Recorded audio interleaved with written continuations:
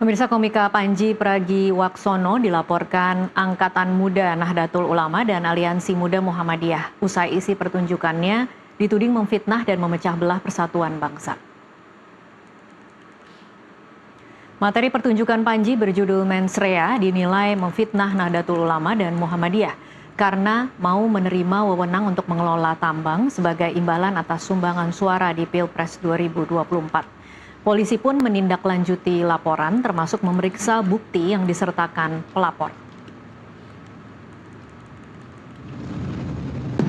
Tentu sesuai dengan saya sebagai Presidium Angkatan Muda Nahdlatul Ulama, kami melaporkan bahwa ada kasus menurut kami beliau merendahkan, memfitnah, dan cenderung menimbulkan kegaduhan di ruang media dan memecah belah bangsa begitu, menimbulkan keresahan terhadap khususnya kami sebagai anak muda Nahdliyin pun juga teman saya sebagai Aliansi Muda Muhammadiyah. Jadi kawan-kawan penyelidik pasti akan melakukan klarifikasi dan mengkombinkan nanti akan mengumpulkan alat bukti ya dari apa yang disampaikan oleh pelapor tentang terlapor untuk membuktikan apakah ada perbuatan pidana dari kegiatan yang bertajuk tanda kutip Mens Rea tersebut. Ya, apakah benar ada pernyataan seperti itu atau tidak? Ya, nanti ya biarkan kawan-kawan penyelidik bekerja dulu, berikan ruang dan waktu. Hasilnya akan kita rilis lebih lanjut. Pemirsa, bagaimana nasib laporan terhadap komika Panji selanjutnya di tangan polisi dan bagaimana analisisnya secara hukum? Kita akan bahas bersama penasihat ahli Kapolri, Inspektur Jenderal Purnawirawan Arianto Sutadi yang sudah tersambung melalui Zoom. Selamat sore Pak Arianto. Selamat sore Mbak Tasya. Iya, pemirsa, kami juga ingin menginformasikan bahwa kami sudah mencoba mengundang pihak pelapor tetapi menyatakan tidak bisa hadir dalam diskusi pada sore hari ini. Saya langsung ke Pak Arianto. Pak Arianto, apa yang akan terjadi pada laporan yang sudah masuk? Apakah memang seperti pernyataan Kombes Ronald tadi bahwa akan tetap dilanjutkan, dikumpulkan bukti-bukti dan dilakukan penyelidikan? Ya, pasti harus dilanjutkan ya. Karena kewajiban polisi itu, saya sebagai pembina Kamtipmas dan penegakan hukum dan juga melayani masyarakat, apabila ada orang yang mengadu ataupun melapor bahwa dirinya itu tidak suka atau terganggu ketentramannya atau keamanannya atau perasaannya itu dan melaporkan pada suatu kejadian yang mengusik dia, itu polisi harus menerima. Jadi tidak ada mekanisme polisi semacam menyortir ya Pak Arianto, mana laporan yang kira-kira layak untuk ditindaklanjuti atau mana yang tidak layak. Karena kan ada pernyataan dari sebagian pihak, ini legal standingnya menjadi tidak meyakinkan karena dua institusi yang diatasnamakan NU dan Muhammadiyah mengaku itu bukan bagian dari mereka. Ya, itu kan dikatakan setelah adanya laporan masuk kan. Nah, itu nanti pernyataan yang dari NU maupun Muhammadiyah itu nanti pasti akan dikumpulkan juga oleh polisi. Jadi begini tadi, begitu ada orang mengadu atau melapor. Kalau mengadu itu artinya Bu ya, laporan yang minta untuk ini diproses gitu, namanya pengaduan. Tetapi kalau untuk laporan, itu laporan hanya melaporkan adanya kejadian yang merupakan tidak pidana menurut dia gitu. Nah, polisi begitu menerima laporan itu, maka dilihat tuh, dia laporannya tentang apa. Dia kan tadi mengatakan tentang mengadu fitnah, atau mengadu domba, bikin gaduh dan sebagainya itu kan. Nah, polisi akan melihat mana buktinya. Dia kan sudah bawa itu rekaman-rekaman kan. Karena sudah ada bukti awal kayak gitu ya Bu ya. Itu nanti bukti itu telah dikumpulkan dan kemudian nanti polisi pasti akan melakukan klarifikasi itu tadi. Klarifikasi nomor 1 pertama kali ya, setelah dijelaskan tadi laporan diterima. Laporan tadi diterima ya karena ada barang bukti yang diserahkan dan kemudian ada permintaan daripada si pelapor itu untuk diusut kan gitu kan. Nah, itu nanti barang bukti itu nanti akan polisi kaji yang dari pihak pelapor ini. Dia akan mengatakan bahwa dia atas nama pemuda ulama Muhammadiyah. Nah, sementara kan muncul nih dari para tokoh-tokoh Muhammadiyah dan Nahdlatul Ulama. Pasti nanti polisi juga akan klarifikasi kepada yang bersangkutan itu tadi, kemarin yang tokoh dari Muhammadiyah sama NU. Dan juga klarifikasi kepada yang terlapor, Pak Panji yang dilaporkan. Nah, pasti akan dipanggil ya, tapi istilahnya kalau di dalam penyelidikan itu adalah undangan klarifikasi namanya.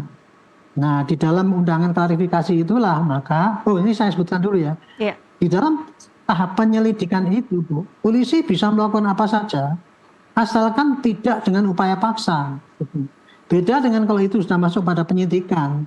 Jadi nanti penyelidikan ini, polisi mencari informasi-informasi yang berkaitan untuk menentukan apakah ini ada pidana apa tidak. Nah, kalau nanti ternyata ada, barulah dia naik ke penyidikan.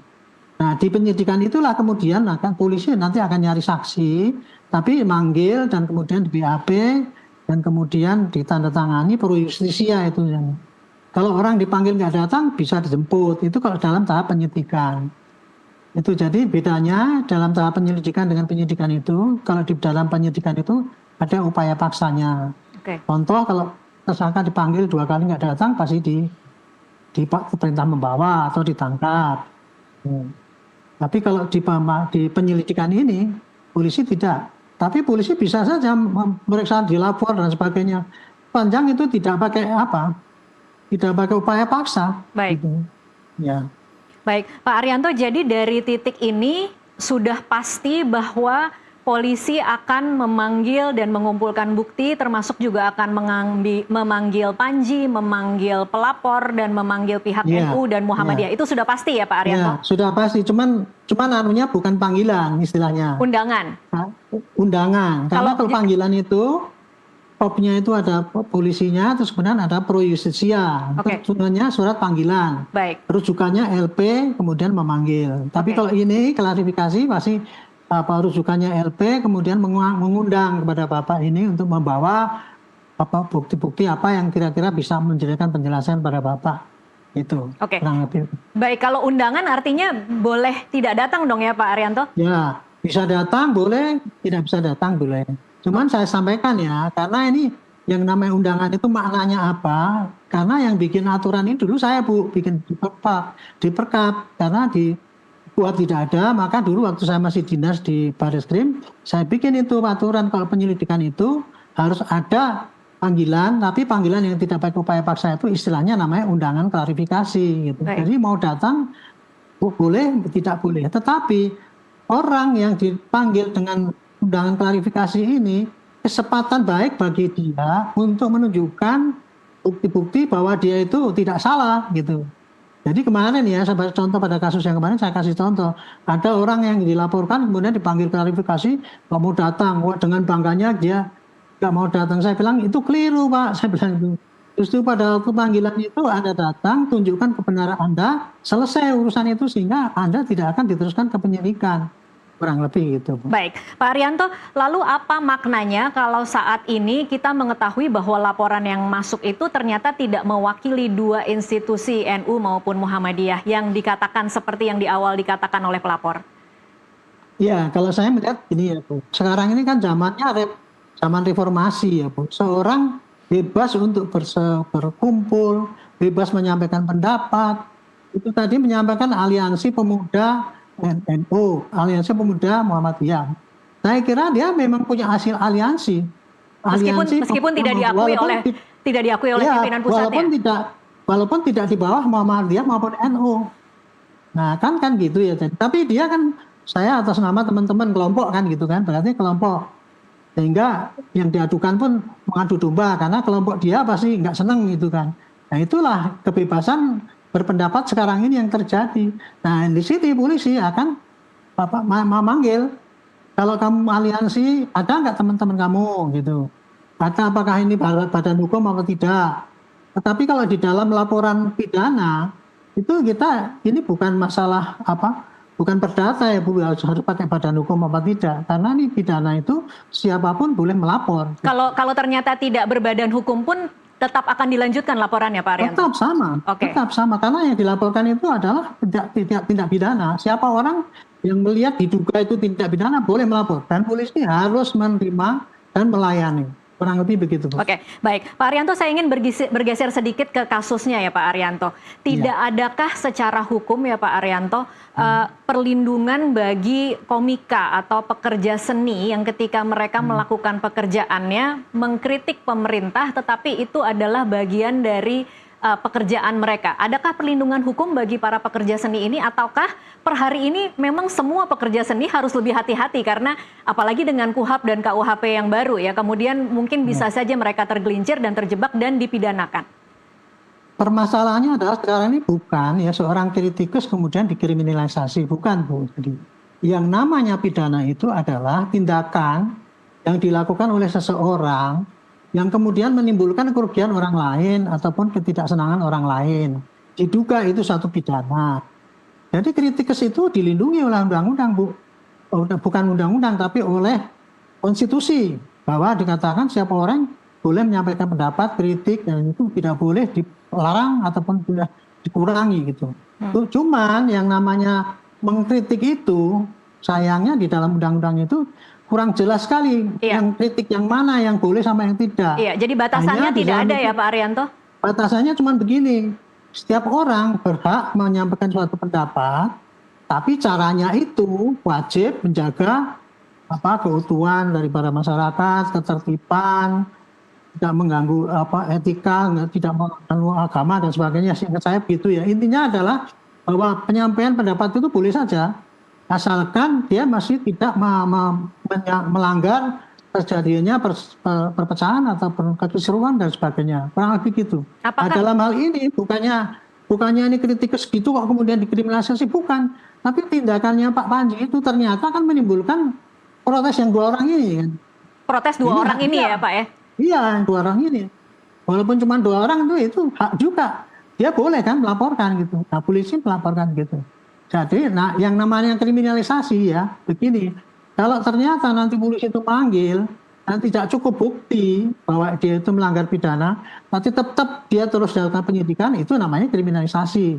Makanya dalam kasus ini, polisi nanti pasti di dalam tahap penyelidikan, setelah mengumpulkan barang bukti yang ada, dia akan panggil para keterangan ahli yang untuk menafsirkan apakah model daripada kritik yang model kayak gitu itu masih dalam bahasa toleransi sebagai suatu pernyataan pendapat hak daripada seseorang atau sudah termasuk dalam delik, bahwa itu termasuk delik memfitnah atau menimbulkan kebenturan ataupun kegaduhan itu yang disebutkan oleh pelapor itu tadi.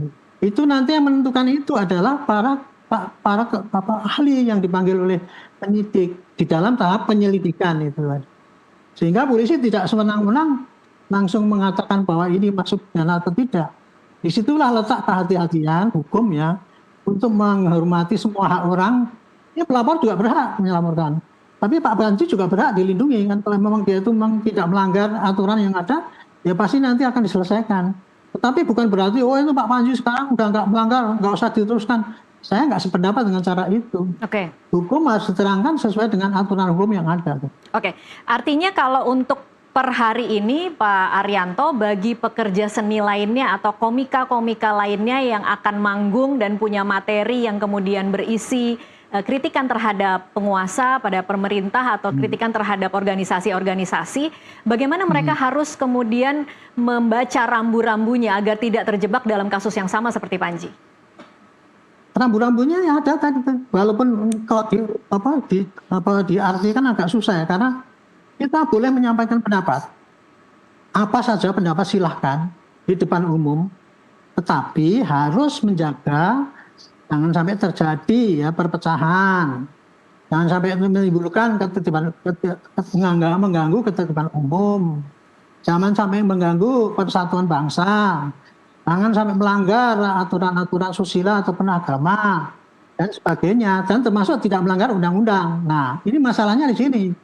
Orang komika mengkritik dan sebagainya, tapi isinya kemudian kok akan-akan mirip dengan tindak pidana penghinaan atau pelecehan atau kemudian hasutan dan sebagainya. karena ada undang-undang yang mengatur itu. Jadi di sini para komika itu ya bebas saja bicara, cuman ukurannya adalah jangan sampai yang disampaikan itu sampai menyinggung orang lain. Itu ukurannya pada diri pribadi orang masing-masing. Iya, sangat subjektif sekali berarti ya Pak Arianto. Sangat subjektif gitu. Oke.